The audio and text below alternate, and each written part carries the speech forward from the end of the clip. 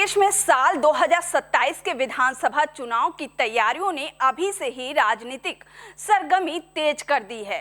सभी प्रमुख राजनीतिक दल अपने अपने सामाजिक समीकरणों को साधने और मजबूत करने की रणनीति पर काम करते नजर आ रहे हैं। इसी कड़ी में समाजवादी पार्टी भी लगातार अपने संगठन और जनाधार को विस्तार देने की दिशा में सक्रिय दिखाई दे रही है। बताया जा रहा है कि 17 जून को लखनऊ स्थित समाजवादी पार्टी कार्यालय में एक अहम बैठक होने जा रही है।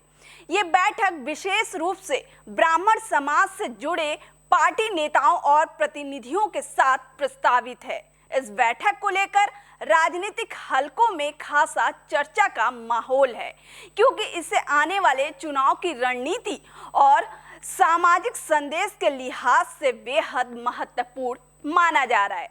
नमस्कार, आप देख रहे हैं टीवी 24 नेटवर्क और मैं हूं आपके साथ पूनम यादव।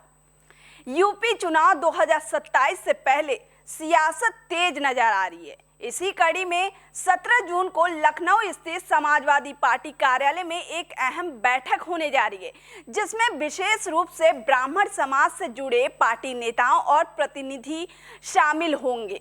इस बैठक को लेकर राजनीतिक गलियारों में सवाल उठ रहे हैं कि क्या अखिलेश यादव एक बार फिर ब्राह्मण समाज को लेकर कोई नया दांव चलने वाले हैं, क्योंकि बताया जा रहा है कि इस बैठक में समाजवादी पार्टी के वर्तमान विधायक, पूर्व विधायक, सांसद, पूर्व सांसद और ब्राह्मण समाज से आने वाले वरिष्ठ पदाधिकारी शामिल होंगे। पार्टी नेतृत्व इस बैठक के जरिए संगठनात्मक मजबूती, जमीनी स्तर पर सामाजिक भागीदारी और आगामी राजनीतिक कार्यक्रमों की रूपरेखा पर विस्तार से चर्चा करेगा। बता दें कि समाजवादी पार्टी आने वाले समय में एक बड़े सामाजिक आयोजन की तैयारी में है, जिसे दिवंगत समाजवादी नेता जनेश्वर मिश्र की जयंती के रूप में बड़े स्तर पर मनाने की योजना है। पार्टी का मानना है कि इस आयोजन के माध्यम से सामाजिक समरसता और समावेशी राजनीति का संदेश दिया जा सकता है। साथ ही ब्राह्मण समाज के बीच पार्टी अपनी पकड़ और स्वीकार्यता को और मजबूत करने की कोशिश में जुटी है। वहीं समाजवादी पार्टी के इस प्लान पर राजनीतिक लोगों का मानना है कि समाजवादी पार्टी आगामी चुनाव को देखते हुए अपने सामाजिक आधार को व्यापक बनाने की रणनीति पर काम कर रही है, खासकर उत्तर प्रदेश जैसे बड़े राज्य में, जहां जाति और सामाजिक समीकरण चुनावी परिणामों में अहम भूमिका निभाते हैं। ऐसे में हर दल अपने अपने स्तर पर समुदाय को साधने की कोशिश करता है। इसी बीच कुछ समय पहले समाजवादी पार्टी के एक प्रवक्ता राजकुमार भाटी के एक बयान को लेकर विवाद भी सामने आया था। बता दें कि एक कार्यक्रम के दौरान उनके बयान को लेकर ब्राह्मण समाज में असंतोष की स्थिति बनी थी। हालांकि बाद में उन्होंने अपने बयान पर खेद भी व्यक्त किया था।